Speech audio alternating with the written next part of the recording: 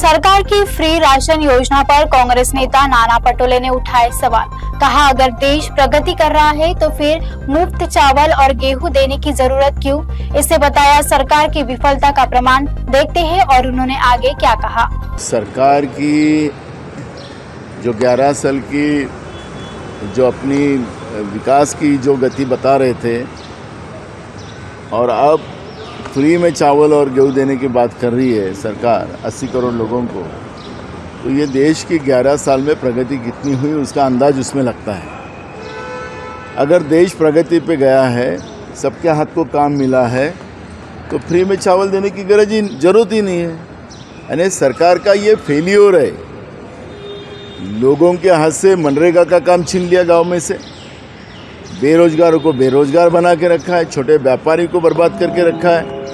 और इस तरह की हम तुम्हारी उपजीविका की सोच कर रहे हैं, लोगों को कमज़ोर करने का काम जो कर रहे हैं, उसका ही ये परिणाम है कि सरकार को बार बार इस तरह की योजना डिक्लेयर कर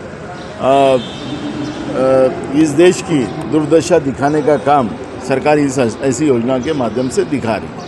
आखिर हमारे राष्ट्रीय अध्यक्ष जी ने जो बात कही है, जो मूल इशू है, वो मूल इशू को डाइवर्ट करने के लिए एकाध घटना को जिस तरह से आगे बढ़ाने का काम बीजेपी करती है, गोदी मीडिया करती है, और कोरोना जैसा एक महत्वपूर्ण इशू जो है जिससे कई लोगों की जानें गई, जो वैक्सीनेशन दिया गया उसके परिणाम अभी भी जनता भुगत रही है। बड़े पैमाने में हार्ट अटैक हो रहे हैं, ब्रेन अटैक आ रहा है, दमा की बीमारियां हो रही है, जवान लोग मर रहे हैं। इसके बारे में सरकार क्यों बात नहीं करती, और इसलिए हमारे राष्ट्रीय अध्यक्ष ने यह भूमिका रखी है।